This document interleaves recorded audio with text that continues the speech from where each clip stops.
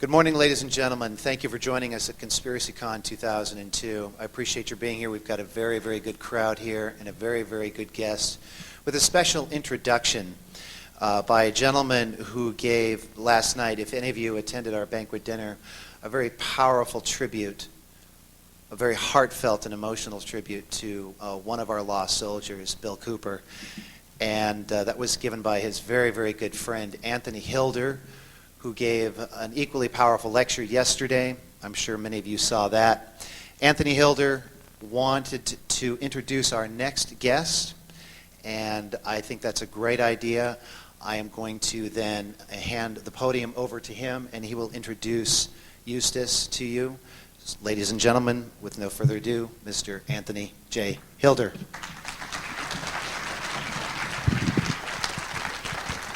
The only man in the history of the United States to be fired from the Library of Congress. I'm looking at him right now. Ezra Pound was his mentor. He is, in my opinion, and I've said it many times before, the best single researcher and author of conspiratorial material and the Federal Reserve in the history of the world.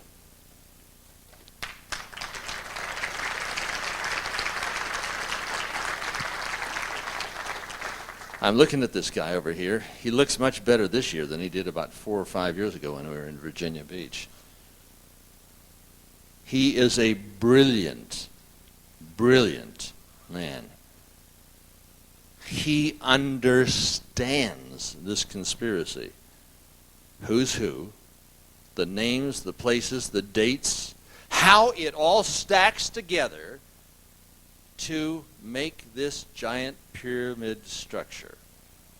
Who's at the top, who's at the bottom, how it runs, who's oiling the machinery. And he puts it in such a way that even though it's complicated, he puts it simplistically. His book, Murder by Injection, you think, well, that's on medicine, right? It is. But it explains the whole thing on the Rockefellers, the Rothschilds, the whole pharmaceutical/oil industry that controls cancer. Cancer being the second largest industry in the United States of America. I just got back from Beijing and Tonghua and discovering that there is an herbal elixir that does, in fact, enhance the immune system to the degree where it can cure cancer. But Eustace Mullins is going to talk about the conspiracy not to give us greater health, but to give us sickness and despair.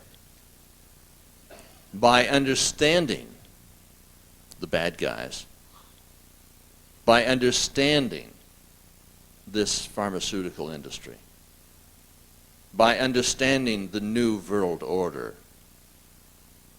and those who would screech, Ein Volk, ein Reich, ein Führer, you can combat it. Because, like I say, if you liked what Hitler did, you're going to love what George Bush is doing. His book, The World Order, is magnificent. His book on the Federal Reserve is just pure brilliance. Would you all please stand with me right now and cheer the greatest living researcher in America, Eustace Mullins. Thank you, Tony. Okay. Yeah. All right, I'm glad you're here. It's conspiracy time. You know, a few years ago, I was in London with Bill Cooper, who is now deceased, and or murdered. And some people rented Wembley Arena, the biggest meeting place in England. They were going to fill it up with so many people wanted to hear about conspiracies. And when the press found out that I was going to be a speaker, they went wild. They had stories in all the newspapers, television stations, that Eustace Mullins is going to be here. It was almost panic. They did everything they could to stop me. When I landed at Heathrow Airport, they had the British officials were supposed to refuse to allow me to land in England because I was so dangerous. So these terrorists had gone to the British officials and said, "You have got to put Eustace on that plane and not let him come into our country."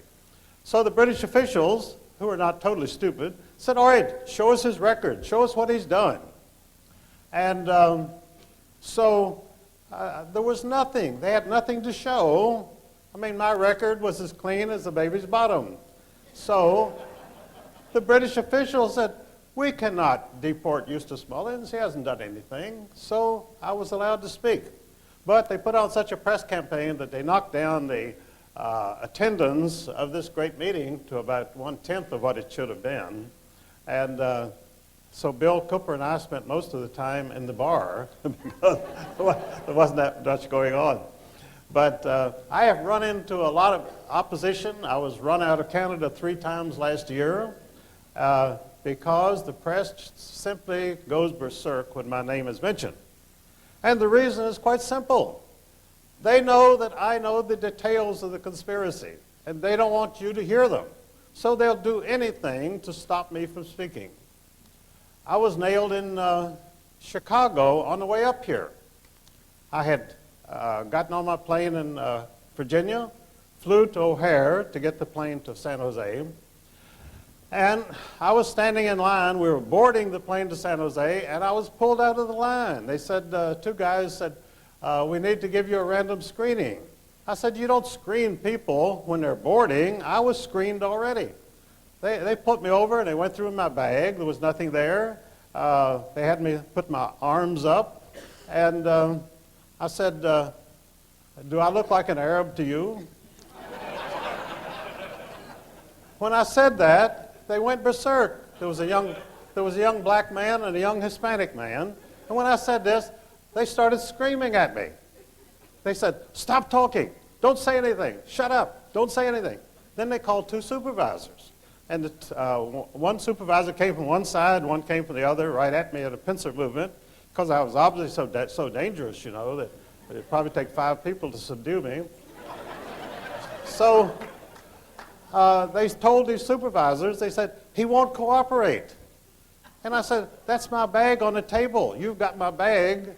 And I said, "You've got me." I said, "How am I not cooperating?" They said, "You're talking."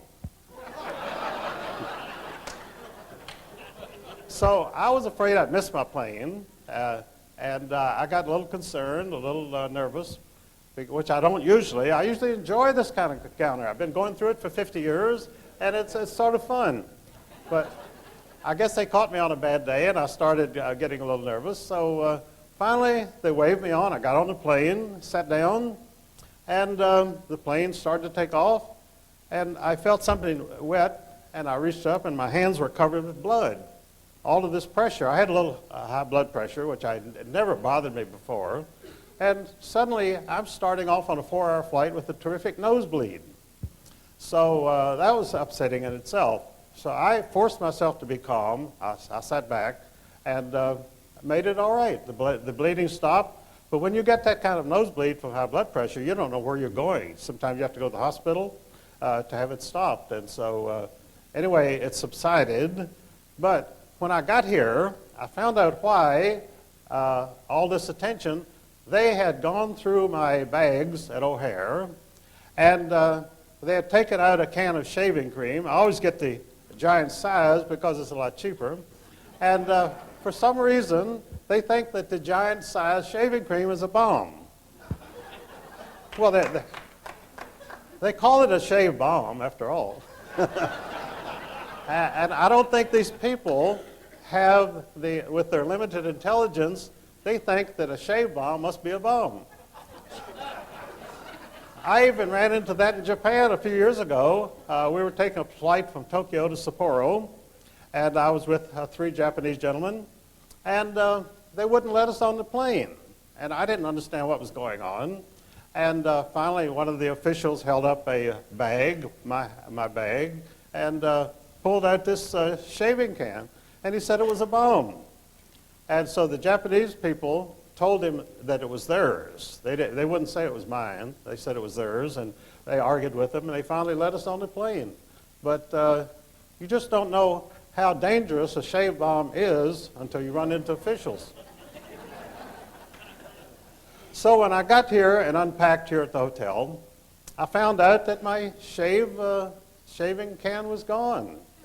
And also, I had brought along a picture of Thomas Jefferson, which I was sort of proud of. Some friends came down to the University of Virginia a few years ago from Detroit. I had spoken up there several times. And there's a statue of Thomas Jefferson at the law school. There's about 4 statues of Jefferson around on the UVA campus, but this particular one is a very nice one, and it's off secluded by itself. So my friends took pictures of me standing beside Jefferson, profile, and I had this picture. This happened in 1977, and I looked at the picture a few months ago, and I realized that our profiles, which were matched up, were exactly similar. Every feature was exactly similar. It was like a double. And so I brought that along. I was going to show it to you, but that picture also disappeared from my suitcase. And as far as I know, that's all they took was the shave bomb and the picture. But I know that the FBI loves to get pictures of me. I don't know why. But they've got lots of them, and they're always willing to get one more. So they got that one. I have copies of it, so I'll travel with it from now on. But I was very chagrined. I used to go to meetings, and the FBI would hop out of bushes. I was at a funeral in Culpeper of a friend of mine, George Lincoln Rockwell, a few years ago. And to get to the little cemetery, you had to walk through some bushes and through some backyards. And every bush that I passed, an FBI agent jumped out in front of me and snapped a picture. And so I thought, my gosh, I would think they'd have enough. But they always want one more, and so they got more. But this is a lot of attention. You know, I was under daily surveillance by the FBI for 33 years.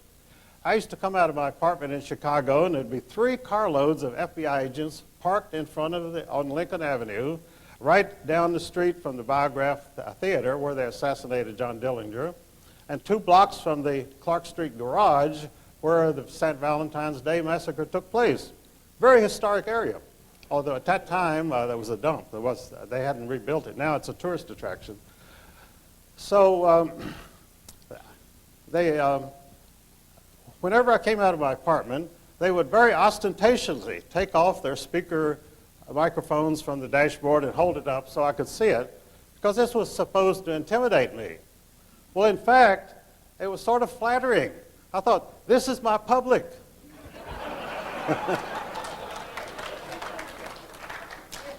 And it never really bothered me. They used to come and knock on my door, and they would say, Eustace, can we come in and talk to you? And I would say no. And they'd say, why? I'd say, because you steal things.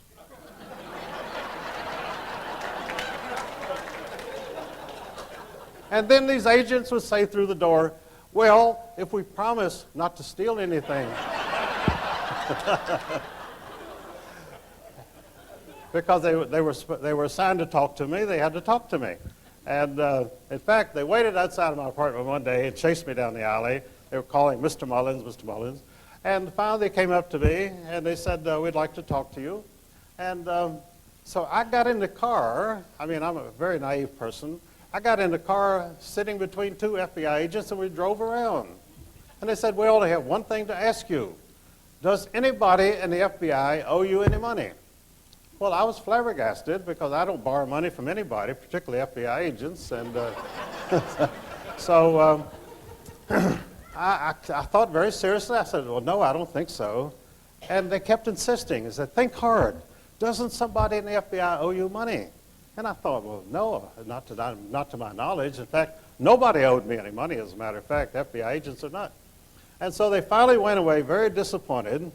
And about 6 months later, I began to realize they were trying to bribe me. I mean, I'm a little thick. Things don't always sink in. And what they wanted me to say was, yes, in fact, you guys owe me $5,000, and I don't know why you don't pay me. And they would have paid me on the spot. They would have given me $5,000 because they wanted to sign me up. They wanted me on the payroll. And so they went away disappointed. In fact, they've gone away disappointed every time they've come around because I don't have rapport with them. But the fact is that for 20 years in Washington, whenever I was visiting there, I stayed in the home of an important FBI official. They were my oldest friends. And finally, one day, this official was going to retire, and he asked me to meet him down on 9th and Constitution at the Department of Justice building. We were to have lunch. And he came up, and he was very dejected. He said, Eustace, I can't have lunch with you. I said, that's all right. And then he said, they've told me, I'm retiring in 6 months, they said, if they found out that you've been in my house again any time before I retire, they're going to take my pension. And I said, well, that's no problem, because this is the way these people live. These are the rules they live by. I said, I'll just stay away and until you retire. And he was so dejected, so humiliated by his own employers that he could not have a friend in his home who had never been arrested, never got a parking ticket in his life, anything. And to him, it was the most mortifying thing I'd ever done. I said, look, don't think about it. I didn't contact him until after he retired. Then I went right back, and that was my Washington headquarters. I stayed there all the time. But this is what you have to do. This is power. This is terrorism. This is intimidation. This is forcing you to acknowledge that you, as an American citizen, have no rights whatsoever. And of course, I find that out in court. Whenever I go into court, let me tell you, when you go into an American court, Jerry Spence is one of the most famous attorneys in the United States. You see him on television. He wrote a book a few years ago called Justice for None. And the first sentence of that book is, there is no justice for any American in any American court. And I could verify that because I've been there many times, and I have never seen any justice whatsoever, and neither has most people who come in, because it's that kind of country. They have that kind of power, and they're terrorists, and they have only one enemy, and that is you. They hate you because, first of all, you outnumber them, and because they're afraid of you. Because they're afraid that if you ever find out what they're doing to you, you'll tear them from limb to limb, which is just what you should do.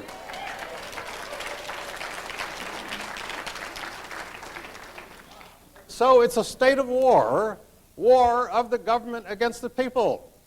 And how do you win that war? You fight back. I've been fighting back for 60 years. I went into the Air Force in 1942, served throughout World War II, but I really didn't start to fight until after I got home. I came back to the home front, and I saw so much corruption and so much dictatorship that I've been fighting them ever since. Then I met my mentor, Ezra Pound, in Washington, D.C. I went to an art school. And Ezra Pound had been imprisoned in an insane asylum without trial.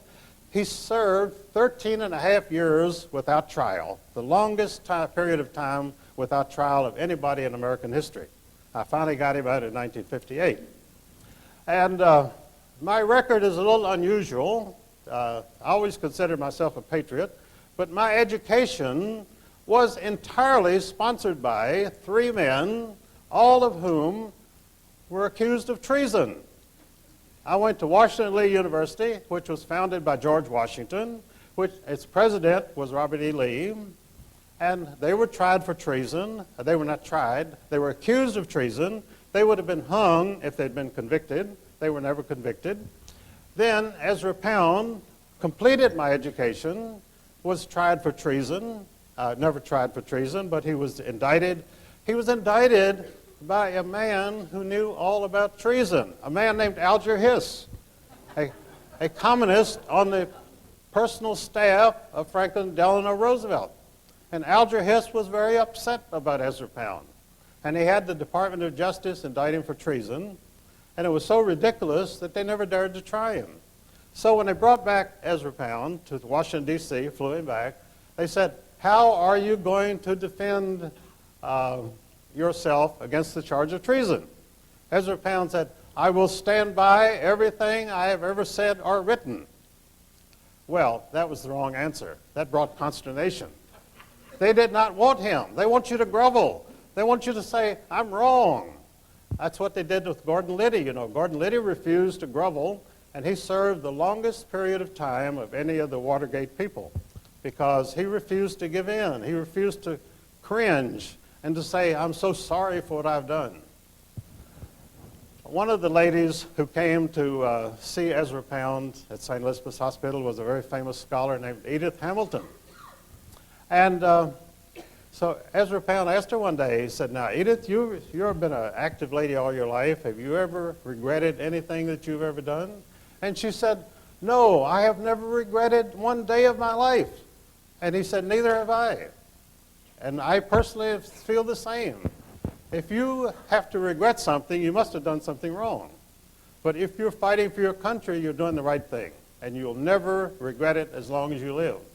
This is the way of life. This is the way of the American patriot. This is the way this country was founded. And this country was founded by a revolution. And what did Thomas Jefferson say? He said, you have to have a revolution every 25 years. And it's true. Because within 20 years or so, the people in power began to like their comfortable lives. They don't want to give it up. They'll do anything to keep their power over you. And so they will start to oppress you. And they'll oppress you more and more and more. So my life has been as the protege of 3 men accused of treason.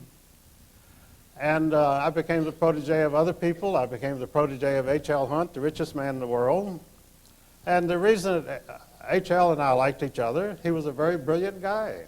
And we got along fine. I will say this, that all the people that I've ever met who were real Americans, we never disagreed on one thing. We never argued. We never quarreled. Because we believed in the same thing. We were Americans. We're for America. We have no other allegiances. You have the President of the United States cringing in public, George W., and saying, we must defend Israel. I never heard a president say we must defend Israel or any other country.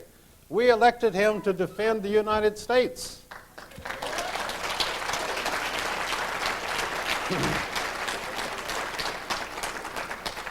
But unfortunately, George W. is a prisoner of the most dangerous and ruthless people in the world, and that is the Israeli fifth column, which totally governs this country. You have no Congress. You have no president. You have the Israeli fifth column.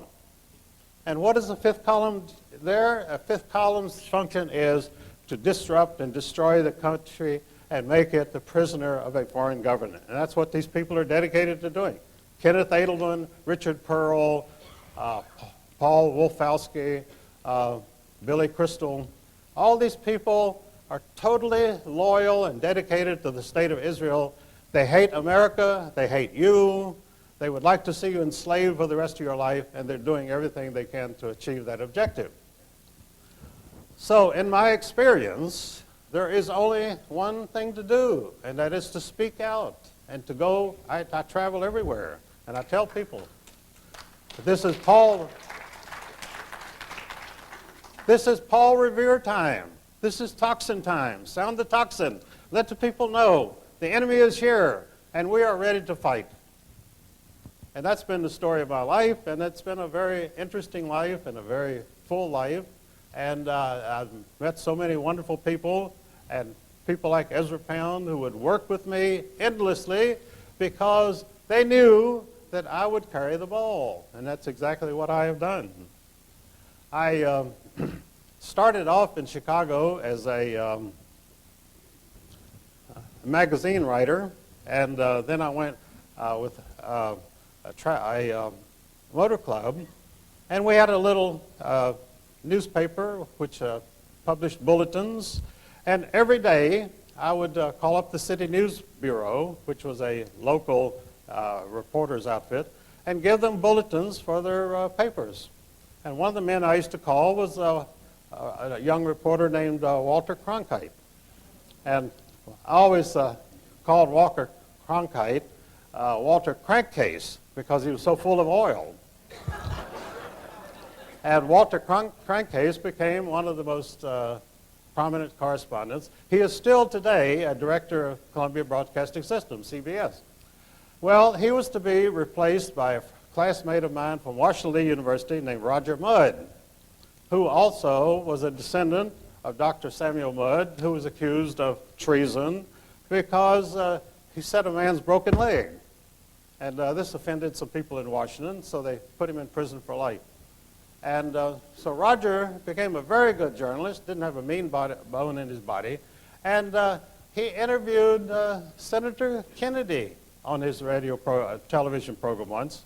And Kennedy poured out this story about how he fought against the raging tides to save his pregnant girlfriend. And I go to Martha's Vineyard every year, and I have seen the place where this tragedy occurred. The water is 4 feet deep. Now, you couldn't even drown Chandra Levy in water 4 feet deep. So that's where the pregnant girlfriend drowned. And so Kennedy got so agitated about tourists coming there that he had the Massachusetts State Highway Department tear down the bridge because he was running for re-election, a tight re-election, and hundreds of people were flocking to see the bridge and driving down there. So he had to rip out the whole bridge.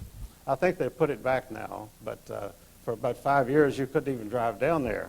But these people are so cowardly. They're fearful all the time.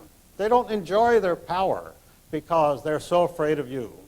And so what you've got to do is to hate them as much as they hate you, frankly. I'm not an apostle of hate, but that's what you have to do. In your own self-interest, you have to know these people, know what they're doing, know what their programs are, and that's why they go after me with all these newspaper stories, TV denunciations. I spoke at a meeting of the Constitution Party, Pennsylvania, a couple of weeks ago. I was invited to come and speak. When I got there, they had backed down. They didn't make a reservation for me at the hotel. And they said, well, we're told that you're anti-Semitic. And I said, who told you that? Bring them in. Let me hear the witnesses. Well, they didn't have any witness. They had some words typed on a piece of paper, paragraph, which they claimed was from one of my books. It's a book that I never even published, and I haven't seen it. And they didn't have a copy of it. But they said, did you write this? I said, certainly not. Then they said, well, will you, before you speak, will you assure the audience that you're not anti-Semitic? I said, certainly I will, and I did. And so I balked them at every turn, but I finally had to sue them. I threatened to sue them to get my pay because they refused to pay me. But they were just a bunch of rats who had decided they were going to give me the business, and it didn't work. And the reason they attacked me in Chicago, if you've seen Sid Skolnick's writings, Sid is a very aggressive reporter up there. And he uncovered the story of Mossad, the Israeli intelligence agency. Mossad got its income from the Chicago Public Works Department because the mayor was Jake Harvey, a Zionist, and he was backed by Colonel Henry Crown, the armaments king of General Dynamics Corporation. And so they cooked up a scheme where they had 10,000 alleged workers at the Chicago Public Works Department who didn't exist, and those 10,000 checks every month went to Mossad, and that's where Mossad, they became the most powerful intelligence agency in the world because of that income every month. And in fact, a repercussion of this happened a couple of years ago when all of downtown Chicago started to be flooded. All of the old sewer pipes collapsed, and everything was flooded downtown Chicago because no work had been done there for many years. The 10,000 mythical workers did no work, and all the money went to Mossad. Well, they knew that I knew this, and so they were laying for me when I landed at O'Hare Airport. And I wasn't expecting a thing. I thought I was just going to get on my plane and fly out here. It didn't turn out that easy, but I made it anyway. Because whatever you do, keep going. Don't look back. And Satchel Paige used to say, if you look back, you'll see whether they're gaining on you or not. And you don't want to do that. Just keep on running. And that's the way to go for it. But as I say, they kept Ezra Pound in prison for 13 and a half years. And I met a newspaper man who, a congressman owed him a favor. His father owned a newspaper in North Dakota, the biggest newspaper there, and he backed Usher Burdick for election to Congress. And so Usher Burdick owed him a favor. So Rex went to Usher Burdick and said, I took Rex to meet Ezra Pound, and Rex talked to him, and he said, well, you don't belong in here. And Ezra Pound said, don't you think I know that? And so he said, I'll do something about it. So he went to Usher Burdick, and Usher Burdick went on the floor of Congress and said, why is the government holding this man? There was no answer, because they had no reason to hold him. So they had an 8-minute hearing, and after 13 and a half years, Ezra Pound walked out a free man. But they made one proviso, that he leave the country, even though he's a citizen in good standing. Well, he had married an English girl, and they had lived in Italy, so he was perfectly willing to leave. But I wish he had stayed, because the United States needed him. They need him today, because this was a very great man. And he initiated and commissioned me to write the Federal Reserve book because he knew it was important. And I went to the Library of Congress, and I got the material, and I published it, and it's been in print since 1953, and many subsequent editions. But he was the spark plug, which got me onto this whole thing. He had studied world politics for 30 years because many of his young friends in the First World War had been killed, young artists, young writers, and he wanted to find out why. Why were these people dying? He couldn't find out why the war was being fought. Well, it was quite a few years before I found out why the war was fought, and I found out through Winston Churchill. Although the Industrial Revolution originated in England, they became obsolete, and the Germans began to manufacture things, and they were so superior. Their products were so better and newer and more modern, and the British could not compete with them. So by 1910, England was facing bankruptcy because they couldn't sell their products abroad. People preferred the German products. And because of this, you had World War I and World War II. That was the only reason. Germany and England had no quarrels. In fact, they were cousins. The Kaiser Wilhelm and King George V of England were first cousins. They were part of Queen Victoria's family. In fact, so was the Tsarina of Russia. At that time, the aristocracy of Europe was just one big family. So there was no reason for any war. And suddenly we had this terrible war. And it was done through assassination of Franz Ferdinand, but it was all a put-up job. And then they had a replay in 1939. And Ezra Pound came back to his native country from England to tell the American people, don't be suckers a second time. Don't get drawn into a Second World War. And Charles Lindbergh was saying the same thing, America first. Many prominent Americans were saying this. But it did not have any effect because the money behind the war was so big that there was no way that they could not have it. And so they had the war. And they had it through what they called Pearl Harbor. Now, when we had the attack on the World Trade Center, they initially said it's another Pearl Harbor. Then they backed up on that because they realized that by now most people in this country knew that Pearl Harbor had been staged. The Japanese had more or less been suckered into attacking it. And there were traitors in their own government, actually, who caused them to attack Pearl Harbor. And so, so the mention of Pearl Harbor brought up memories that they didn't want, so they dropped the Pearl Harbor thing. Then they decided to call their war against terrorism a crusade, and they were hastily told you got to drop that because the Crusades were, of course, the historic wars between Christians and Muslims in the Middle East, which is still going on today. And they didn't want to get into that. So they finally settled on something very bland. They called it Homeland Security. And Homeland Security meant that you could be secure in your homeland as long as you were surrounded by armed guards, as long as you had to fight your way in and out of an airport to get on an airplane, and that you would have cameras everywhere taking your picture because you might do something evil or something treasonable, which, of course, most Americans are not even contemplating doing. We're good citizens. We live good lives. We're not into crime. But we are the people who are being surveilled. We're the people who are being pursued. I was dragged out of a line a few days ago at O'Hare Airport to be scanned. And there was nothing to scan. And when I put my arms up, they said, "Don't put your arms up like that. You're supposed to do it like this." And I said, I'm not used to being arrested. You'll have to tell me what I'm supposed to do.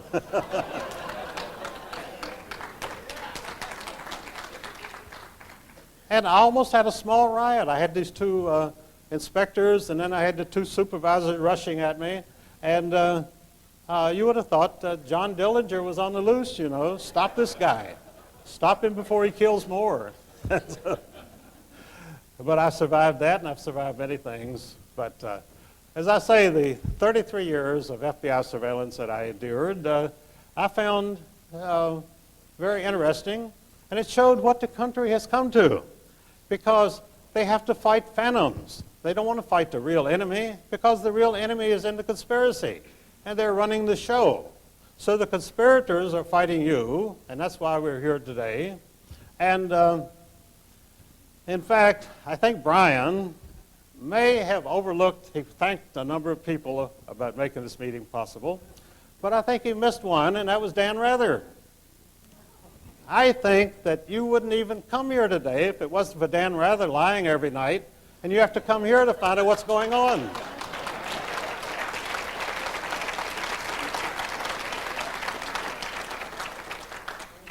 If Dan Rather would tell the truth, if the media would tell the truth, you wouldn't need to come to San Jose. You could turn on your television and see what's going on, bring you up to date. But because they give you nothing but lies, nothing but propaganda, that's why we had this meeting, and that's why we're fighting the conspiracy. Because we're tired of being lied to. We were lied into 2 world wars. We were lied into Korea. We were lied into Vietnam. The Cold War hoax, I've written articles about it for years. I called it the $5 trillion hoax. The Cold War was created out of nothing because... Like our money? Well, I'm getting to that. The Soviet Union was created with our money. The Federal Reserve Bank of New York put up the money for the Bolshevik Revolution. The Bank of England put up the money for the Bolshevik Revolution. And in fact, in Hitler Germany, the German banks and the German industrialists didn't like Hitler. They wouldn't give him any money. So the Rothschilds had to have the Bank of England finance the Nazi movement. And at the end of the war, when they tried the Nazi so-called war criminals, they never touched the bankers who had the Baron Schroeder, and one of the members was a director of the Bank of England, and they were never indicted. They were quietly released, and the people that they indicted and tried at Nuremberg, of course, were the figureheads. But the real powers behind World War II and the Nazi Party were never tried, and have never been tried to this day, because their minions were tried and executed. And in fact, in my book on Murder by Injection, I point out that they actually went after some of the officials of IG Farben in Germany, and IG Farben was controlled by the Rothschilds. They had an American branch of IG Farben, which Paul Warburg, founder of the Federal Reserve System, was a director. And IG Farben's goal was to control the chemical industry of the entire world. And so they set up an American branch and a South American branch and a European branch. And it was the IG Farben people in Germany who were tried and executed for experiments on prisoners. And they have carried on those same experiments on prisoners in this country ever since. And nobody is arrested. They give them $1 a day for enduring these experiments. The same experiments that people were hung at Nuremberg for doing in Germany. So what's good in one country is not necessarily good in another country, apparently. But I do say that under this conspiracy, in the United States today, anything goes. And that's the problem. The courts will stand up for anything. They will not let the citizens get into court and seek legal redress because they are stacking the cards against you. And I've had many legal experiences. I've got a lawsuit going on in Virginia right now against a doctor in a hospital because they tried to kill me, which is understandable. I went to the hospital one night, and I had some heart fibrillation. And so they went into the emergency room, and the nurse in the emergency room said, "Are you the one that wrote that book?" Well, that makes you a little nervous. They know who you are. And in fact, one of the biggest problems, the 8th leading cause of death in the United States is physicians' errors. 8th leading cause of death, 93,000 a year. So they have reason to be nervous because they don't want any supervision, they don't want any investigation, and one of the biggest problems in the medical field today is iatrogenic medicine. Iatrogenic medicine means physician-induced illnesses. Now, I came out of the hospital recently, and I came home, and I developed an enormous swollen poison cyst right next to my heart. And I thought, boy, this is bad. Well, I had it operated on. Then I developed Bell's palsy. My whole face was paralyzed. I'm still squinting right now, so believe me, it's if I look a little sinister, it's not my problem because that was done to me by the doctors. So I have suits against them, and they are frantically trying to dismiss it, insufficient cause of action. Trying to kill you is not a cause of action in American law. So we'll see how that goes, but this is how they operate. And so anyway, I got Ezra Pound out of prison, and my latest project is to show the Israeli fifth column in the United States. And that, the Assistant Secretary of Defense. You know, a few days ago, we had a big meeting in Washington, D.C., and who was there but the acting Deputy Secretary of Defense, Paul Wolfowitz, leading a rally to help Israel. I mean, he's working for the American government, but you'd never know it from his actions because he and all of his cohorts were there on the Mall in Washington having this great rally to help Israel. Because at least they're honest about what they're doing. They're frank about it. They're not trying to deceive anybody. They're not going to do anything for the American people, but they're going to devote their life to Israel. And I think that's fine. I think they should go there and devote their lives to Israel. But just get out of this country.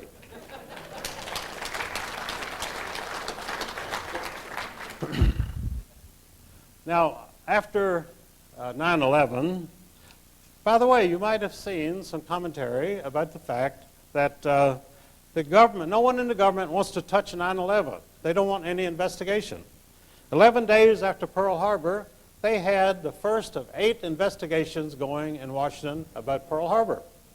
But now they don't want to touch any investigation, and the reason is they're terrified that you will find out what happened.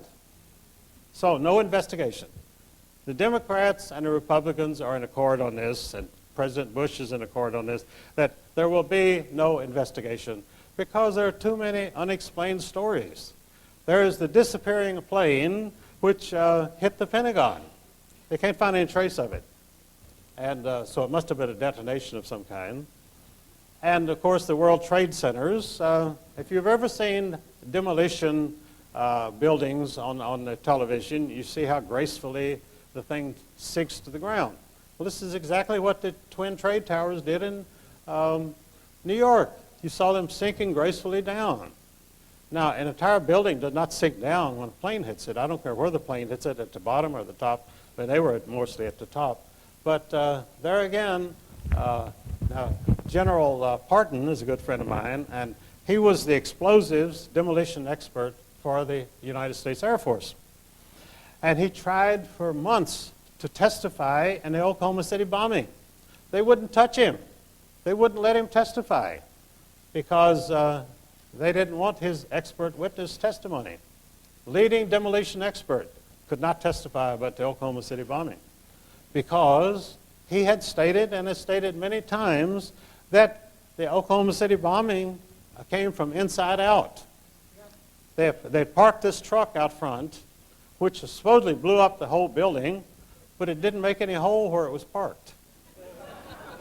Because these were real demolition experts, and they directed the whole explosion into the building, leaving the street absolutely safe where it was.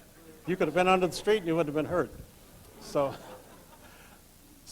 that is how they're constantly defending their lies and their conspiracies, and that's why you're here, because believe me, we have got conspiracies enough for everybody. I've been denounced in the press many times as a conspiratologist. And a conspiratologist is not a person who knows anything about conspiracies. He's a person who invents conspiracies. And I have never had to invent a conspiracy in my life. I can't keep up with all the ones that are already going on.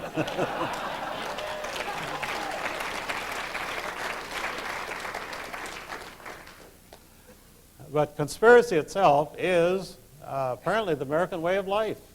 The Federal Reserve was conspiracy was one of the most famous of the conspiracies.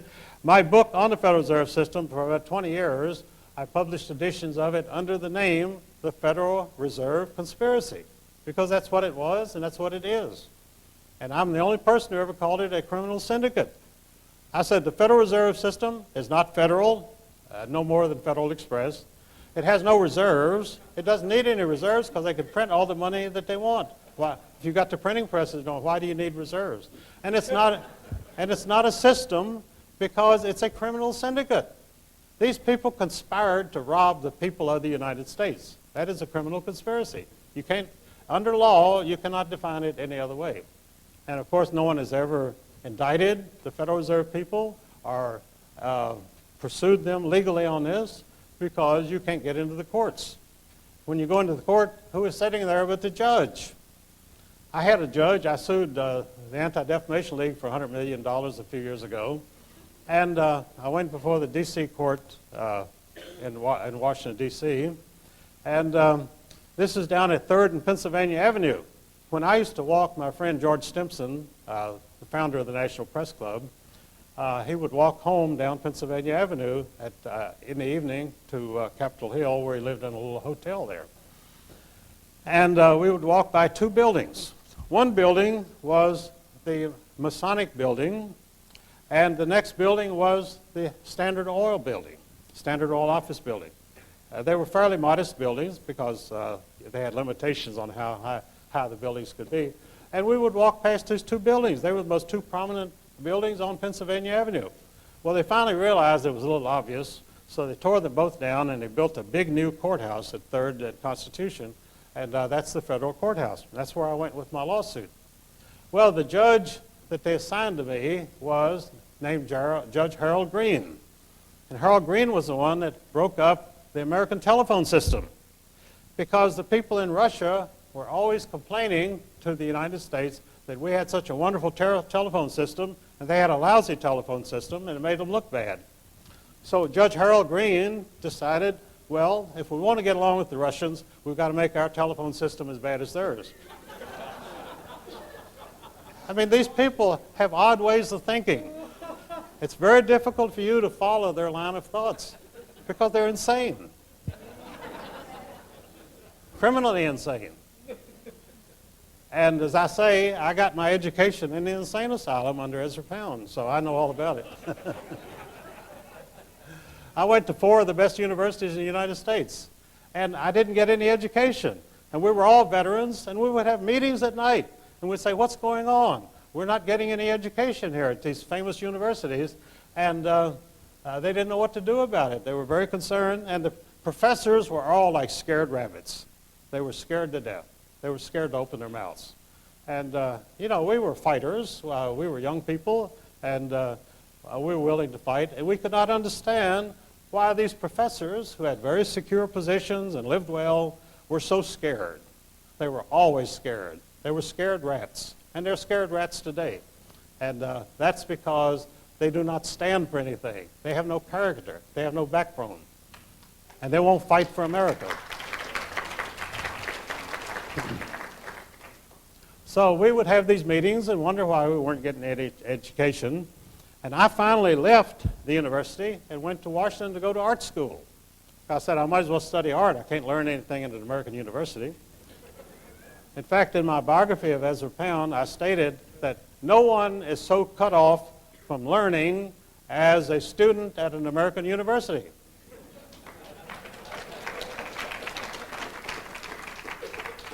I wrote that in 1959, and it's just as true today as it was then. And so, because I write and say things like this, I'm not too popular in some quarters.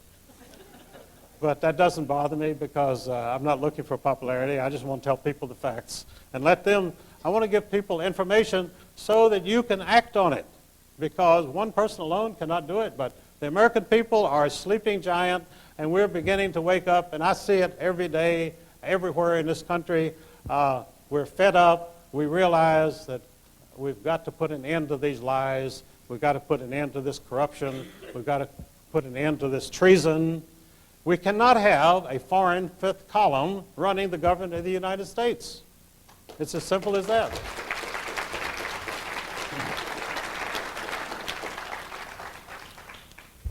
Now, I wrote an article for Rick Martin a couple of years ago, 5 years ago, called The Cold War Hoax, which stated that it was a $5 trillion hoax on the American people.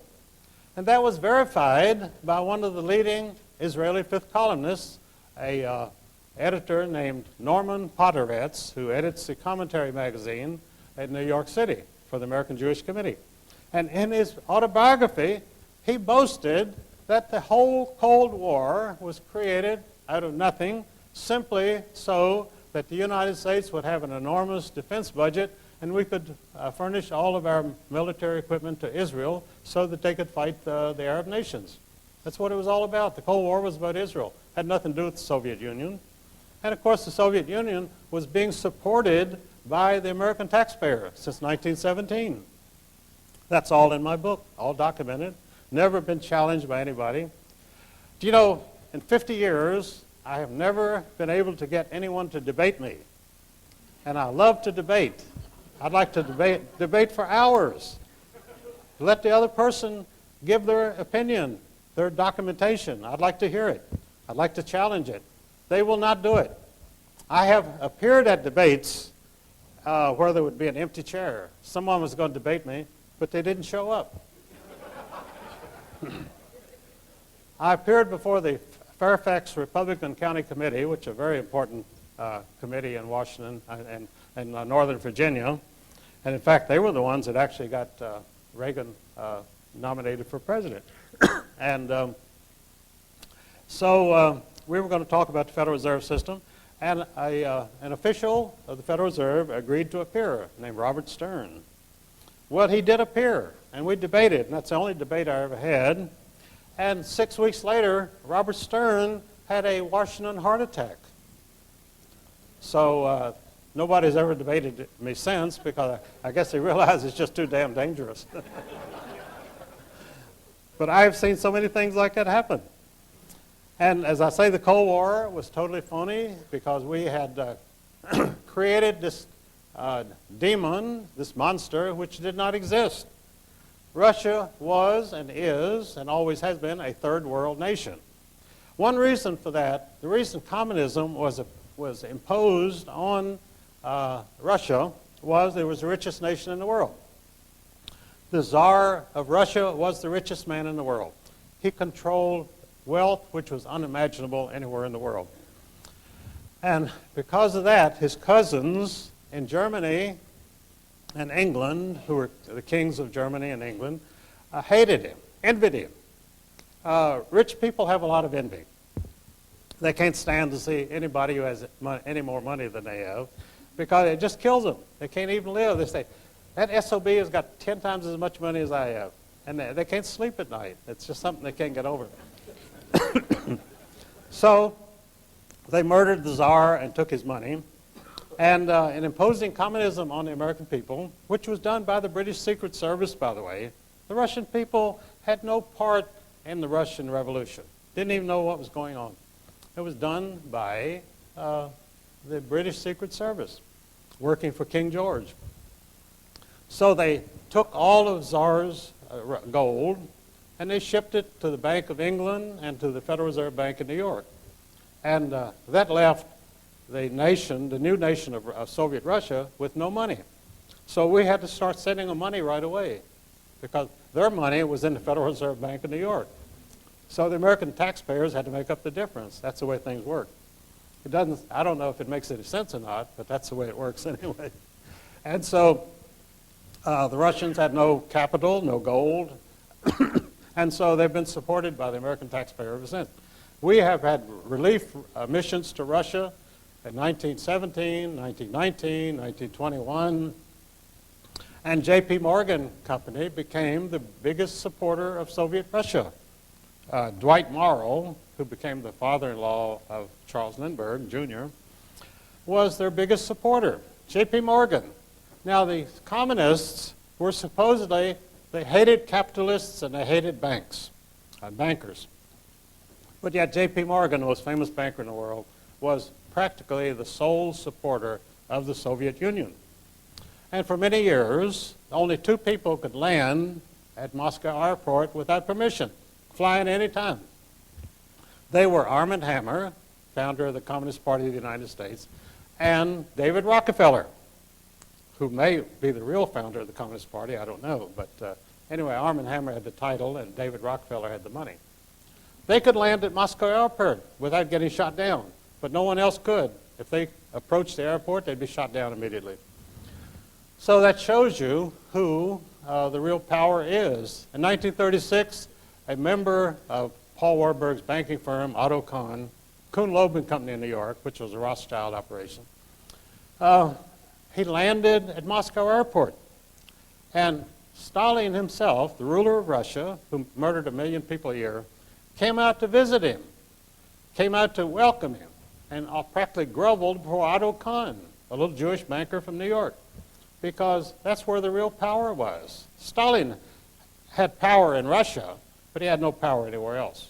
If he walked outside the borders of Russia, he'd be nobody. But these bankers are powerful all over the world, and where they go, they're revered. People hang on every word, and they absolutely listen to them and will do anything that they say.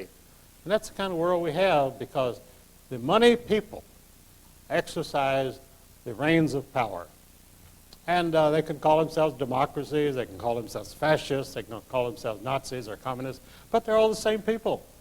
And the people in those countries, we denounce communist countries and fascist countries, but this country, as many commentators have said over and over again, is becoming the most fascist country in the world because the government becomes more powerful, the people are stripped of their liberties, and we have these plebiscite elections where the candidates for election refuse to tell you what they stand for. They don't dare tell you what they stand for, because if they did, you wouldn't vote for them.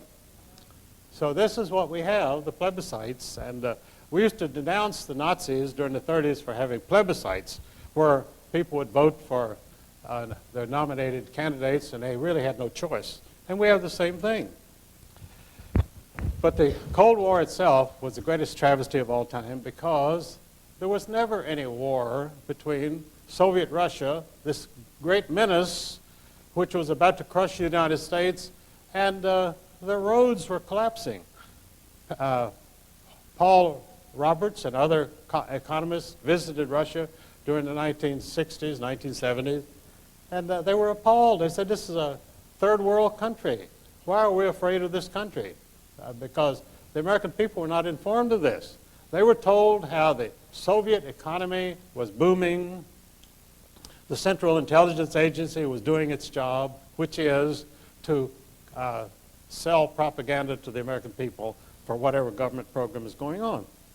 And the CIA was issuing these glowing reports every year of the enormous Soviet army, the most powerful army in the world, and the Soviet economy, the fastest growing economy in the world.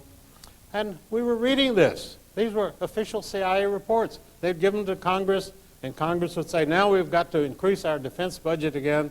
We're spending $280 billion a year. We've got to increase again because the Soviets are becoming more of a menace every day. And the Soviet Union did not even exist as a military power.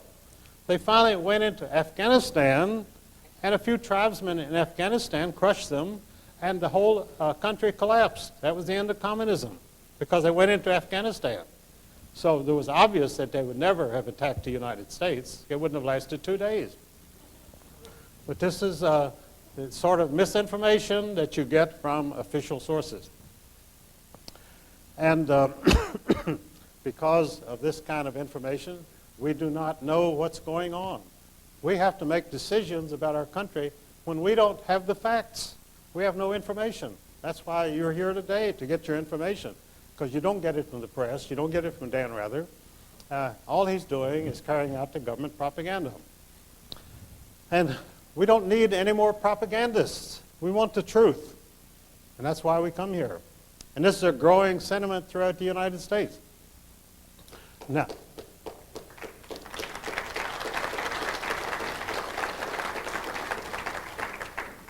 Now there is more and more information going because of the internet and because people have email and voicemail, and the government doesn't know what to do because the people are getting information.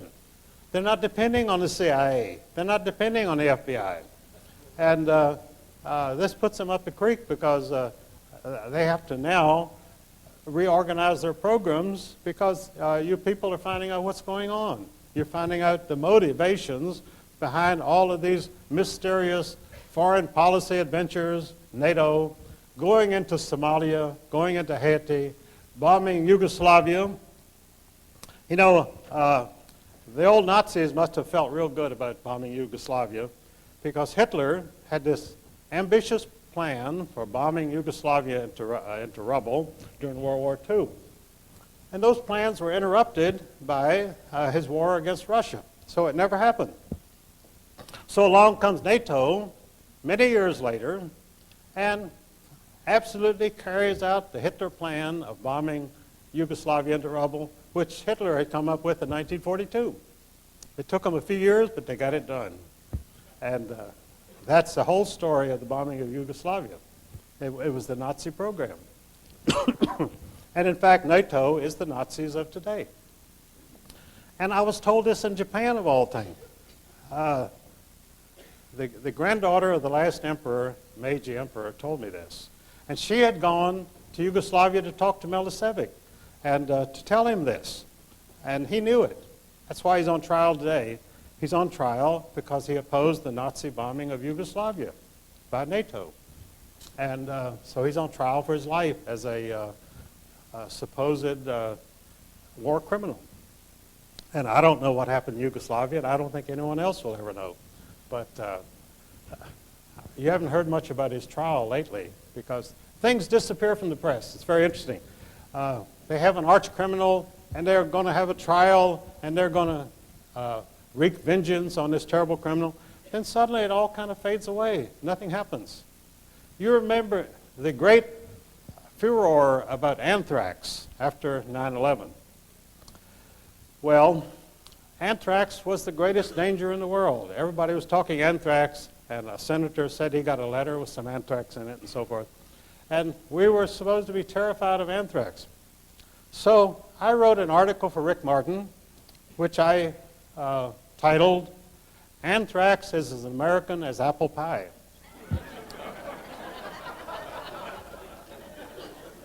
Which it was. Anthrax as a weapon was contrived in the United States because Winston Churchill had decided that they'd had to have 2 wars against the German people, and they couldn't go on like this because Britain did not have the wherewithal to continue fighting wars against Germany, and they couldn't compete with them. So Winston Churchill, being a practical person, decided to exterminate the entire Russian people, the entire German people. And so he came to the leading chemist in the United States, James Conant, president of Harvard University, and he said to Conant, I need something to wipe out the German people. Now the Germans are supposed to be the great exterminationists. They're supposed to be the people who want to exterminate other people. But in fact, the only candidates for extermination in the 20th century have been the German people. Because Churchill said to Conant, get me something that'll kill every human being in Germany. And Conant said, well, fine. You know, after all, he was president of Harvard University, and he wouldn't be shocked by a request like that.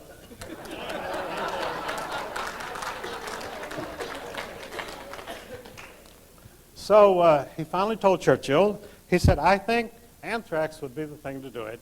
And so Churchill says, go ahead and develop it. And he developed anthrax cakes, which would be dropped in Germany.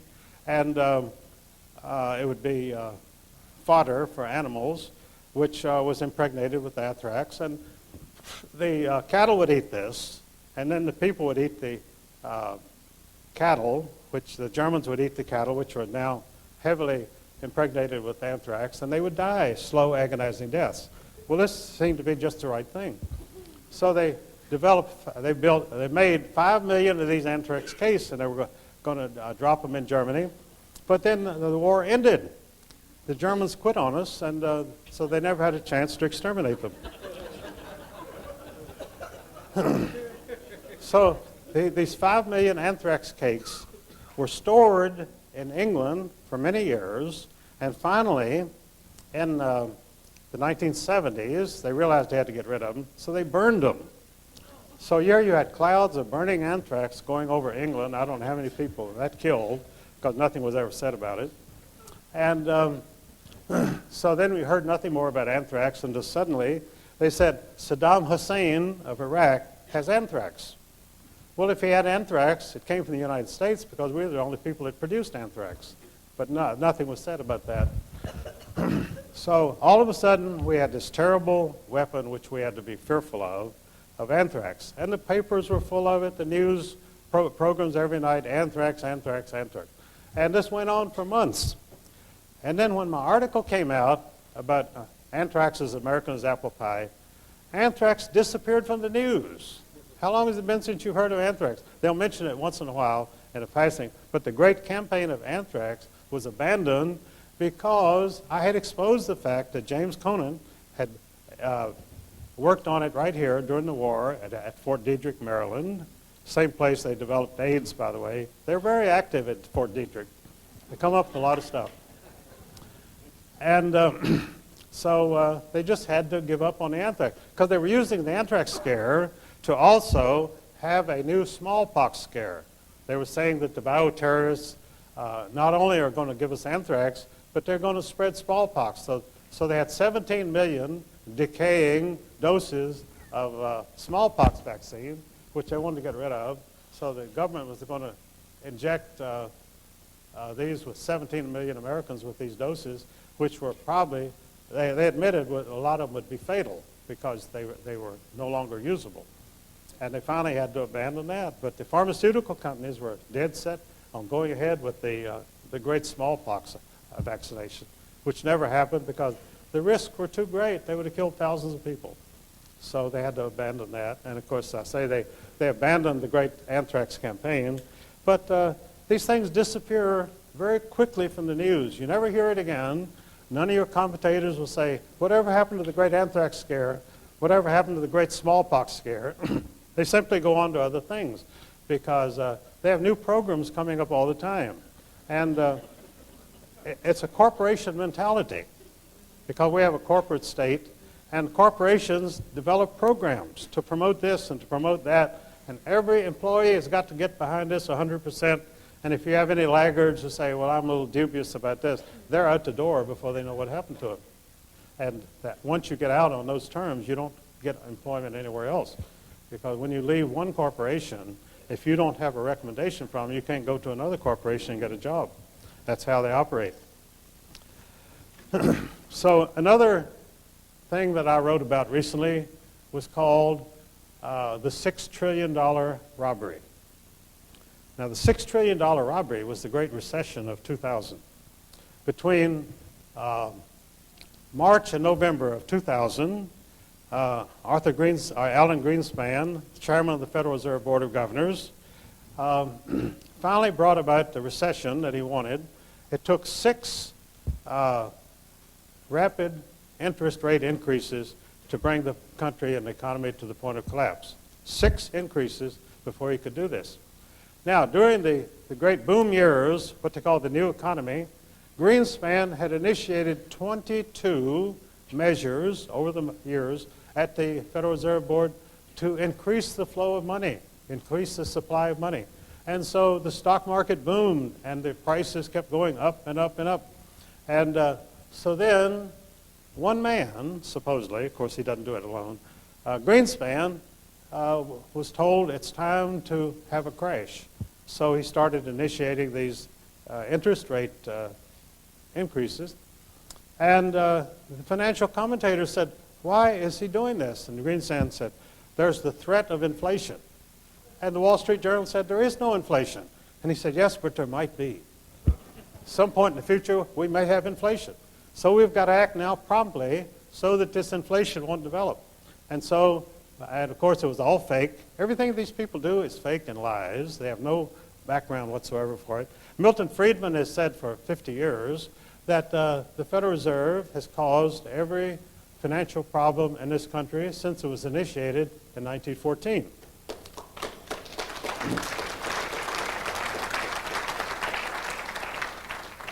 And Milton Friedman should know because he was the official consultant to the Federal Reserve Bank of San Francisco. So he knew what he was talking about. But he actually disagreed with many of the things that the Federal Reserve did because they were too artificial, too contrived. They had no basis whatsoever, for no financial information behind them. They simply did it because this was their program. They wanted the market to go up or they wanted the market to go down. And they had the mechanism to do it. They had the interest rate increase. They had the fact that the Federal Reserve Open Market Committee could buy or sell government bonds on the open market. That either increases or decreases the supply of money. And the stock market daily prices are totally dependent on the money supply. If it goes down, the prices go down. If it goes up, if the money increases, they go up. So people on the inside always know which way it's going to go. They know 3 or 4 or 5 or 6 days ahead of time. And they can get in there and make their money. And if you are buying stocks, you have no idea any of this is going on. And you have these Wall Street analysts who are constantly telling you, oh, this is a good buy, you better get this is going up. And you buy it, and it goes down. Because Greenspan has done something to decrease the money supply, and the stock goes down. Then you don't know whether to panic and sell it, or whether to hold it, and it'll come back up. Well, it always comes back up. You know, J.P. Morgan was asked one day by a reporter, he said, Mr. Morgan, this is about 1910, he said, Mr. Morgan, what is the market going to do? And J.P. Morgan said, my dear sir, the market will fluctuate. And that's how he made his living, because it fluctuated. If the market remains stable, after all, the worth of United States steel is about the same from one day to the next, but the market goes up and down because it's being manipulated. And as I say, U.S. Steel itself has the same resources, the same profits that it had last week, but the market will drop 5 points. And that's because of the way that they manipulate the markets, and that's how they steal from you. And so the $6 trillion loss, which American people suffered from March to November of 2000, I call it the $6 trillion robbery. Greatest robbery in history. Al Capone never made as much money in his whole life as the Federal Reserve people make in one day. Never. Al Capone complained, by the way, to the press. He felt he was getting a raw deal. He was always being held up in the press as such a gangster, you know. And he said, I don't know why you reporters write these things about me. He said, I'm just another businessman. And that was true. But he was a small-time businessman. The big boys didn't even know he existed. They got their liquor from him, but Al Capone could never touch the resources and the money that these Federal Reserve bankers rake in every day of the year. They've got the biggest theft operation going. I call it the federal robbery system. And the income tax, which they set up, by the way, to protect their own fluctuations of the market by simply taxing you so you'll have less money to spend. And they don't care how much money you have, but it's a control mechanism. It keeps you in line. You want to go out and buy something, you can't do it because the Internal Revenue has withheld it from your salary as a tax. And that's how it's actually the jackboot pressing down on your neck forever. 1984, George Orwell. We've got everything that George Orwell predicted in 1984. We've got the newspeak, double speak, everything. It's all happening here every day. And he wrote this back in 1948. And many people like myself really like to study 1984 because it's an absolute blueprint for everything that you've seen happen in the last 50 years. The control of the people, manipulation, and always at the bottom is government force. The government does not ever expect to persuade you to do anything or convince you to do anything, so they use force. And that's always who comes to your house but the armed FBI agent carrying a gun. And you don't even have a gun, but he has the gun, and so you have to pay up. And this is the way it's always force. There is no philosophy of government behind it. There is no benevolent intentions towards your being a citizen of this country. And in fact, the way that they send money out of the country to other countries shows that they have no loyalty to this country.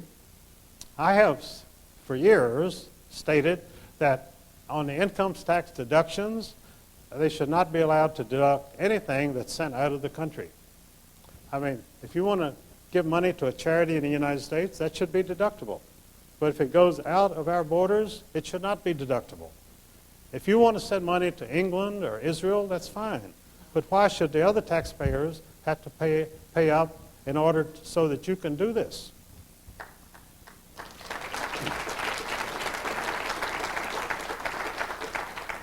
And you know that for 50 years, I'm the only person that's ever made that proposition. None of your politicians in Washington would ever touch us with a 10-foot pole, because it's the foreign payments which they live on, because that's where the big kickbacks come out. Because when they send $10 million somewhere, they get about $1 million kickback, and that's why they do it. I mean, these congressmen, these politicians, they're not philanthropists.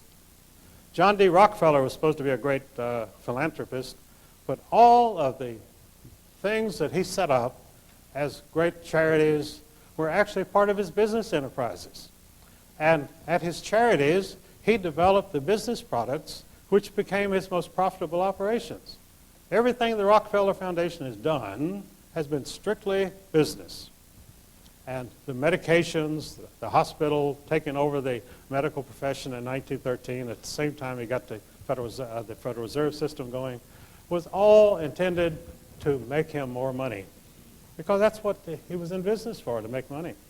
And he makes that money by taking advantage of you because you don't know what he's doing. Because these things are always presented as all of the charities and philanthropies have, I read all their charters years ago. They're all written by the same lawyer in New York, Elihu Root. And they all say the same thing, the welfare of mankind. And it turns out to be the welfare of John D. Rockefeller. Because they don't do anything except for themselves. They never help anybody. But they always cloak it under the pretense that they're doing this for brotherhood and for helping other people, that they lie awake at night worrying how they can help other people, and they're robbing them blind constantly. And that's part of the conspiracy. Not only to steal from people, but to make you grateful for having been robbed.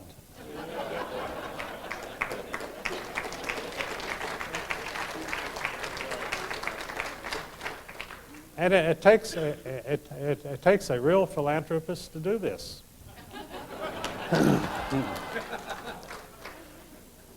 You know, I said I was a protege of H.L. Hunt, and I wrote some books with him down in Dallas. And H.L. Hunt did not leave a foundation because he knew they were all fake. And he didn't want some communist giving his money away. I knew John MacArthur also, who had the Bankers Life Insurance. He was a billionaire too. And John MacArthur was as good a patriot and American as you would ever want to meet in his life. And when he died, he left his money to a foundation. And that foundation today, almost exclusively, gives $350,000 awards to a lot of people every year. They call genius grants. And these geniuses, when you read what their projects are, I mean, you can't read it without laughing. And they also have a great bias because practically all the recipients of John D. MacArthur grants are lesbians because the lesbians run it, and after all, they are very partial to their own people. So if you're not a lesbian, don't apply to the MacArthur Foundation. You may be a genius, but you're not going to get the grant. And all of these foundations are totally taken over by people who hate the capitalists who accumulated the money to endow the foundations. They're always taken over by people who spend the rest of their lives fighting everything that these people stood for. John MacArthur must be turning over in his grave every day. Henry Ford, the Ford Foundation, became the most communist of all the foundations. And Henry Ford used to give my friend Elizabeth Dilling in Chicago $5,000 a week to fight communism. So after he died, his money has been spent to promote communism. And that's what it's been doing ever since. So I don't want to run over time here, but let's see what I've got really important that I want to get across to you. Half an hour? All right, good. Oh, well, I can cover a lot in that. What is the fifth column?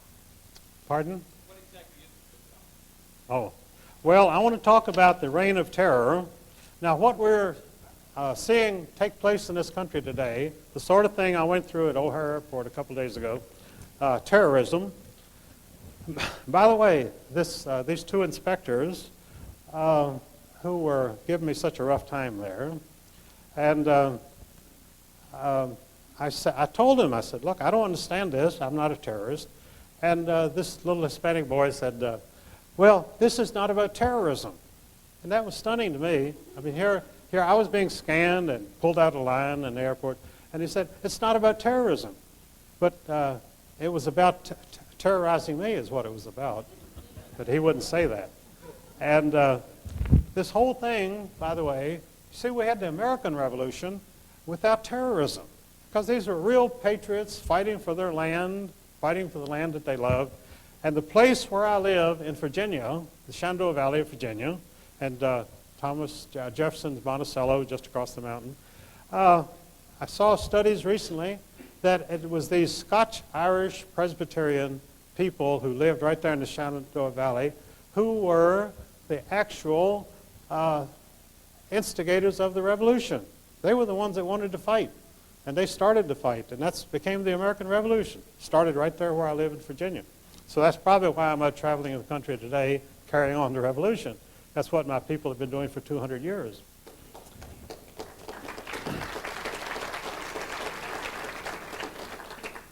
So we had an American Revolution without terrorism, but they had exactly the opposite in France, because the French Revolution was driven by hate and envy. The people wanted to kill the aristocrats, and the reason they wanted to kill them was they were inspired by the Rothschild bankers. The Rothschilds had become very wealthy, and they now had money to instigate revolutions on their own, so they instigated the French Revolution. And as the revolution progressed, they instituted a reign of terror. And they very quickly killed most of the aristocrats. Well, they ran out of aristocrats, but they still had the bloodthirst. So they started killing peasants. They put hundreds of peasants onto rafts and floated them into a lake and drowned them. Sunk the raft and drowned them. They were bound so they couldn't swim. And they were killing them. They were killing peasants right and left. They did the same thing. Stalin did the same thing in Russia. He killed 10 million peasants. And this was in the Ukraine, which had been known for many decades as the breadbasket of Europe. Well, after Stalin murdered the peasants because they didn't fit in with his 5-year plan. And the 5-year plan, of course, was drawn up by people who had never been on a farm in their life. They were intellectuals who spent most of their life in libraries.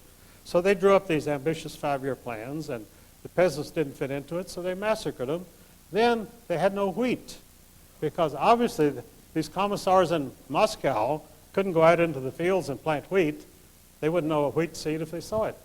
So Russia's been starving ever since, and we've had to support them ever since because they don't have enough to eat, and they're starving today. This is what happens when you have what they call state planning. State planning always is initiated by people who have no idea how to plan anything. They couldn't even plan their own dinner that night. And they plan everything in the country, and everything starts to collapse, and it just keeps going downhill. So that's the situation. You have a modern economy, you have industry, and yet it's run by lunatics. You know, Ezra Pound, when he finally left the United States after being released, he was asked by a reporter in New York, he said, Dr. Pound, how does it feel to get out of the insane asylum? And Ezra Pound said, don't you know that all America is an insane asylum? That was his parting words when he went back to Italy. And when you see state planning, you have to think it is an insane asylum. And you get the feeling in Washington, I practically grew up on Capitol Hill, and one of the things I did there was to work for Joe McCarthy. And I am a member of the McCarthy Committee today in Wisconsin. And the John Birch Society, after Robert Welch died, the guys who took it over or inherited it from Welch, they sold off all of the buildings up there, made a lot of money, and moved to Appleton, Wisconsin. They were going to take over the McCarthy Foundation. And the first thing that they did, when they got to Appleton, they said to the committee, you've got to get rid of Eustace Mullins. And they were nonplussed by this because I had been the spark plug of the thing for some years. And there were some older people in it, but they were in their 80s and 90s, and they died off. And so I was almost the last survivor. And these Birch people came in and said, you got to get rid of Eustace Mullins. In fact, whenever I'm into something and people come in, the infiltrators, first thing they say is get rid of Eustace Mullins.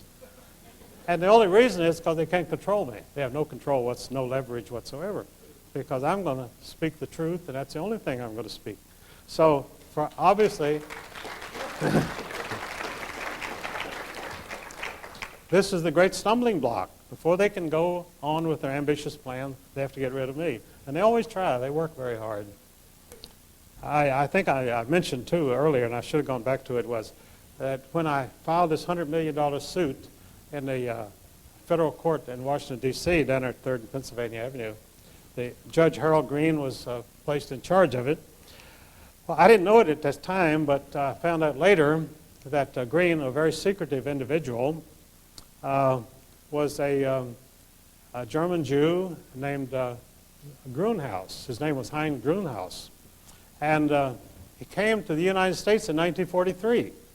Well, Jews were not allowed to immigrate in 1943, so he must have been sent over here as a double agent. And so he promptly joined the United States Army, and he and Henry Kissinger and a bunch of other communists went back to Germany as the occupation army. They didn't participate in the fighting. They waited until people like Audie Murphy had won all the battles and the war was over. Then in comes this influx of these people, a horde of refugees who became the occupation government of Germany. And Kissinger had the code name of Bohr as an official Soviet agent, which has been printed many times. He's never denied it. And one of his chief assistants was Grunhaus, who now called himself Green. I don't think he even changed his name legally. They don't bother. Don't have to.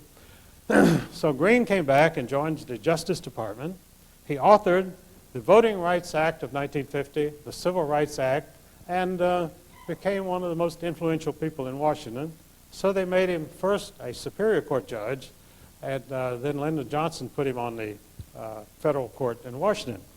So he was my judge, and he promptly dismissed my suit without a hearing.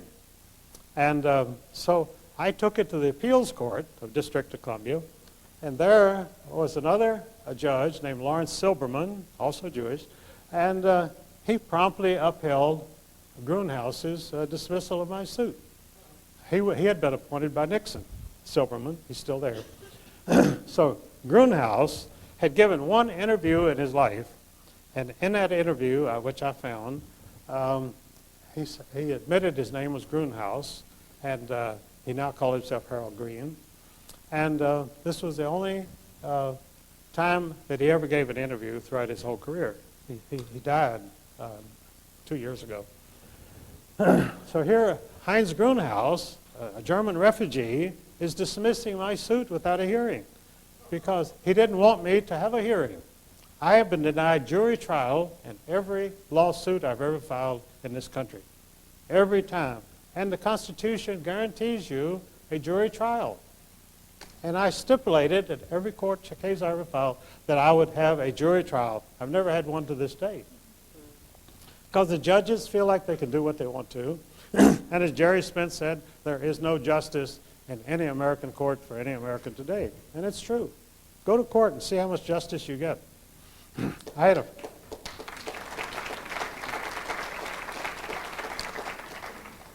had a friend named Tom Donahue, and I started him in a radio program. And he's a refugee today. He's on the lam. I haven't heard from him for some years. Because he went before Judge Barefoot Sanders in Texas, and Sanders would not even allow him. He would only give him 10 minutes to present his own defense. And it was a trumped-up charge.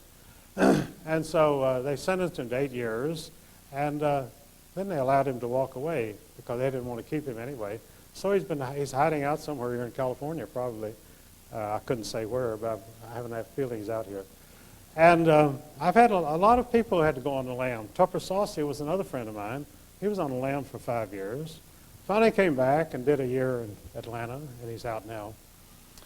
But these people thought they would go to court and get justice. They didn't know there was no justice there. You can't get something they don't have. You can't bring it in with you. So Tom Donahue, after I started him in this radio program, he became the biggest promoter of my books. And so I was on talk shows for 5 hours a day there in Florida, 3 hours with Chuck Harder. They ran Chuck out of business because he had me on. Has no program today. I did 3 hours with Chuck Harder and 2 hours with Tom Donahue.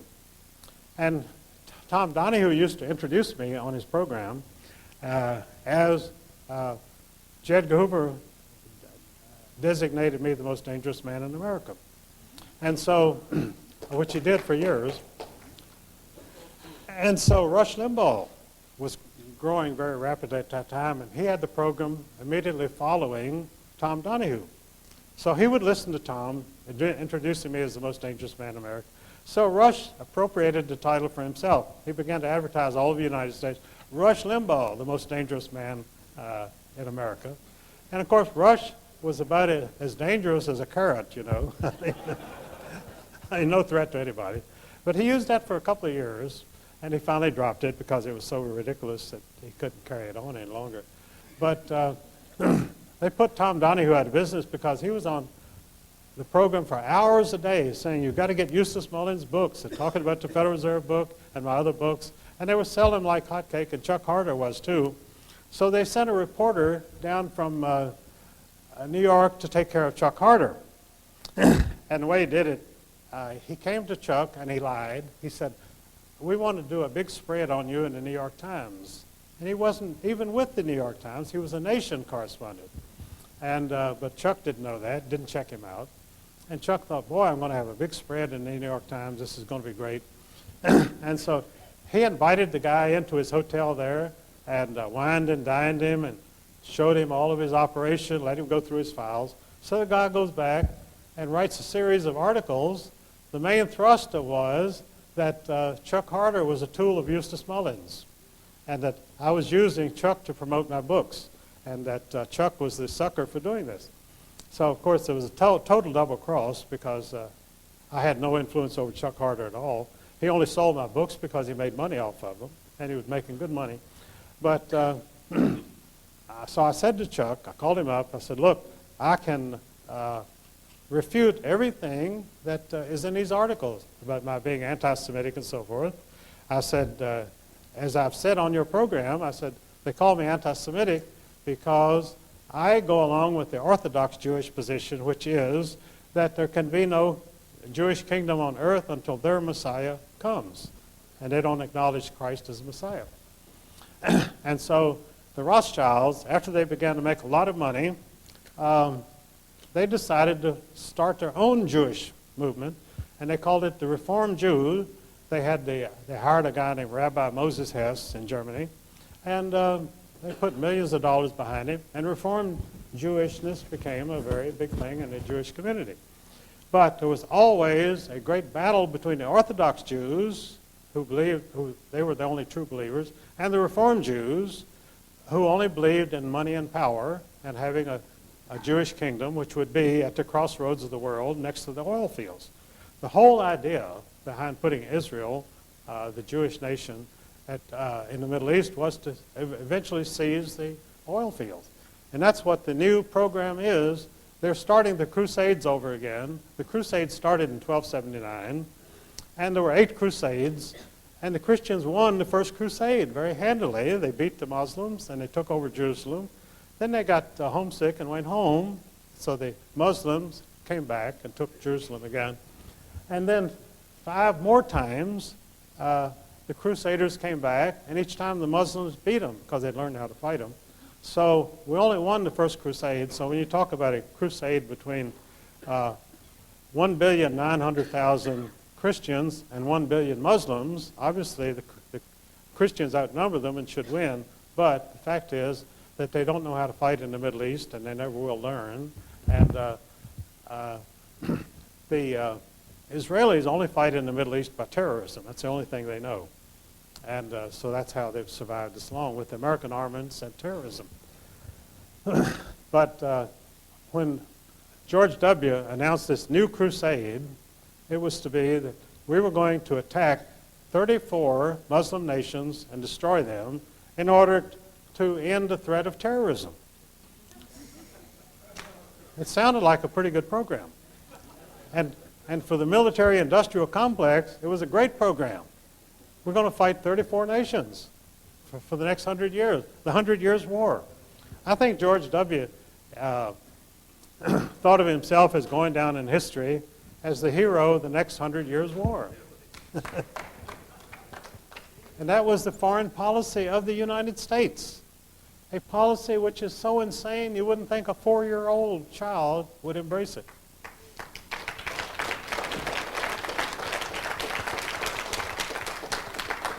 And even today, it's the only foreign policy we have. We have no other foreign policy. And of course, our foreign policy should be how to get along with other nations. Instead,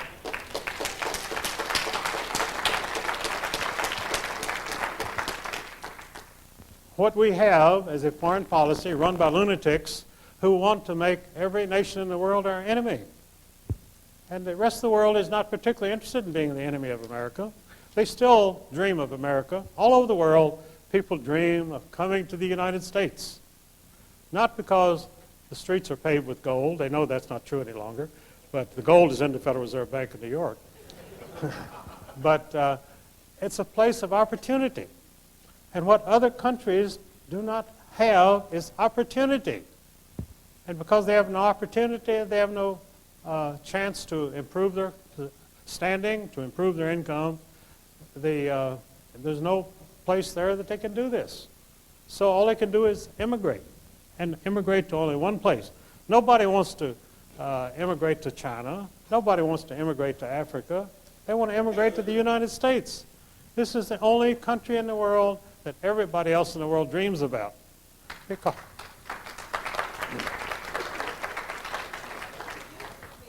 and that's understandable, but at the same time, you and I living here know that it's up to us to always fight for this country and to keep it a country that is the envy of the world. And this is our great task. And this is what we can do, and we will do, because we understand it's our duty and our responsibility. We fought 2 world wars, which were totally staged, as I say, to knock out German industrial capacity. And they had the Bolshevik Revolution. The Bolshevik Revolution was perpetrated not only to rob the Tsar, but to put Russia back in the Dark Ages, to eliminate Russia with its natural resources as a competitor in the modern world. So what communism did was to put Russia back 100 years. In other words, the Russians are in 1880 and when it's 1980, so they're 100 years out of this, they're out of the competition. Because any nation, when they get a modern economy and a good workforce, can actually become a great threat to every other country in the world. China is no threat to us because it's a communist country and they're controlled and they're inundating us with their mass-produced products, but that's because of our government's policy. It's not China's policy. This comes out of Washington. Why did President Clinton cultivate the Japanese and accept millions of dollars in bribes for them? Because the program was to destabilize and destroy the United States. That's what's going on. And what is George W.'s policy? Practically the same thing. He's doing nothing to improve the economic prospects of this country. In fact, the only thing he's doing is to carry on the war against terrorism, which means you have loonies like these 2 guys in O'Hara that attacked me the other day, and all they're doing is creating dissension, and people hate to go on the airlines because they realize they've got to go through these roadblocks to get on, and it's just not worth the trouble. So they're fighting this country. Your battle is coming right out of Washington. The battle against America is coming right out of Washington. It's not coming out of China.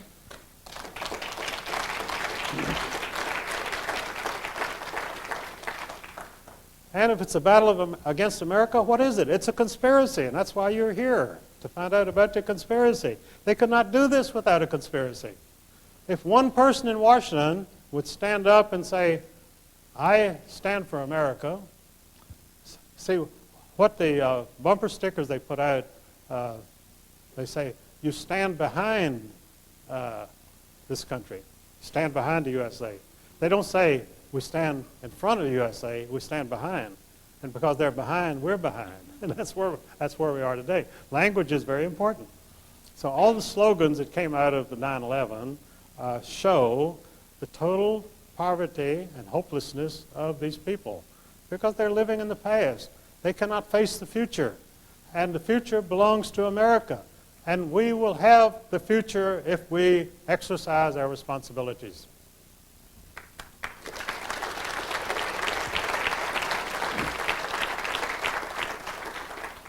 That's what the Founding Fathers did. That's why the revolution started right where I live in Virginia. And the people there have not changed. They're fighters. But because they're so misled, we have 2 senators from the state of Virginia who are absolute incompetent numbskulls.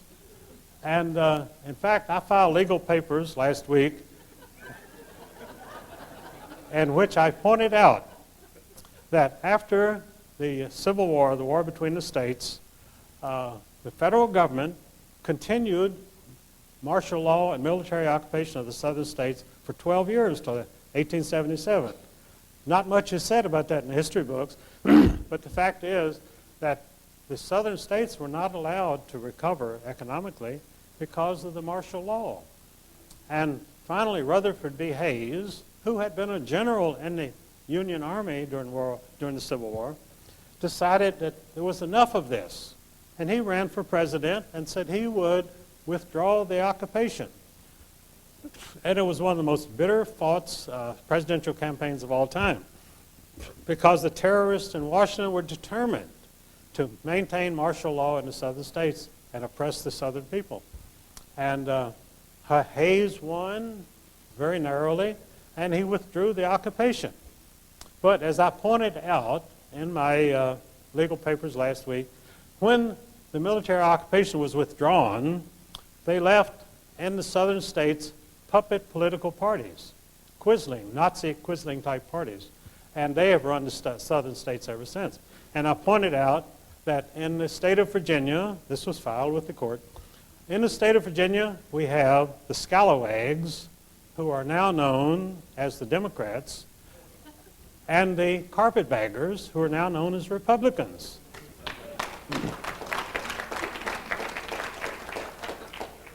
And if you think I'm ever going to get a chance to argue that in court, you're being very optimistic. But it's in the court records. There has been no mention in the press of this lawsuit or about the carpetbaggers and the scalawags, which is what these people are. They're absolute scum, and the people in Virginia and the other states are working for these puppet Quisling political parties. So this is what we're fighting for, to finally end the Civil War. Over 150 years ago it took place, and now we haven't recovered because they will not allow us to recover. They will not allow prosperity with the people because of the control of the media, the control of the schools, control of the government. They're keeping the people in slavery. And this is their only program. Slavery was forbidden by the 13th Amendment. But we have more slavery in this country today. We have people working 3 and 4 jobs simply to exist. If that is a slavery, in most places where they have slavery, they don't work 3 jobs. And if you have to work like that, then you're a slave. Absolutely no other description for it. So what I call for is the liberation of America, the restoration of freedom to the American people. That's my program. Now, if you don't like it, okay, but that's what I'm going on. And I believe that the American people themselves realize the necessity for this, the necessity for breaking off from this conspiracy of lies. They call it the conspiracy of dunces, which is not personally directed at W, but you know, if it fits, all right. But I feel like the prospects are good. I feel like that there's a new wave sweeping America. We're recovering from the recession, although they're doing everything they can to maintain it. The recovery has been very slow because we take, as Lenin said, you take 1 step forward and 2 steps backwards. And that's what the government is doing today, 1 step forward and 2 steps backwards. And that's keeping us down. But we'll grow out of it, and the American ingenuity will lead us out of it, and that is my prospect for the future.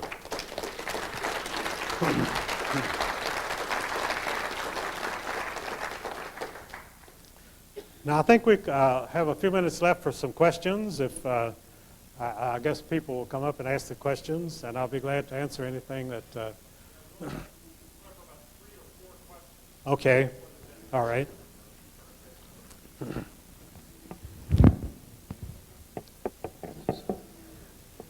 Hello? Okay. My question is, you mentioned something about working, I believe, for the Joe McCarthy Foundation? The McCarthy campaign, yes. Is that Joe McCarthy? Joe McCarthy, yes. Okay. My question is, was he slandered? Was he framed? What's the real story about Joe McCarthy, and what was your work in the foundation? Well, the gentleman asked about Joe McCarthy. Joe McCarthy today, whenever he's still mentioned in the press, he's the most hated man in America, reviled. They call him a monster who destroyed people's reputations, but they cannot mention a single name that he... Actually, many people founded their professional careers on being attacked by Joe McCarthy.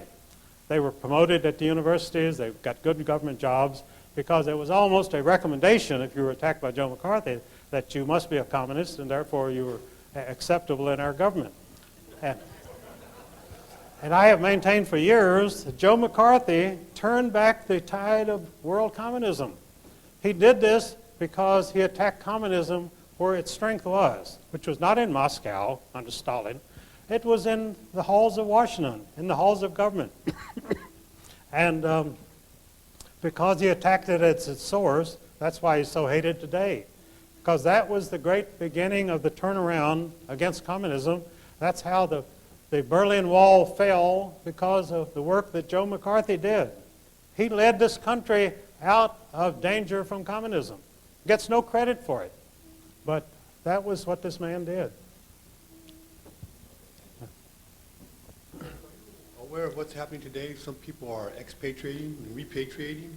And can you tell me if you think that's legal or what do you think about that? And also, I've been hearing that some people are thinking about sometime in the future the states themselves are going to be breaking off into their own state. I mean, being their own country, each state.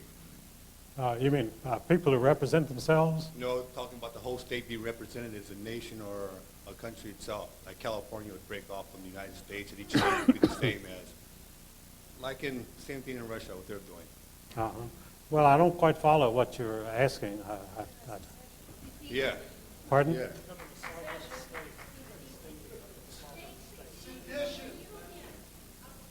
Having their own state? Oh, independent state, absolutely. Well, that's what this country was founded, as a compact of independent states.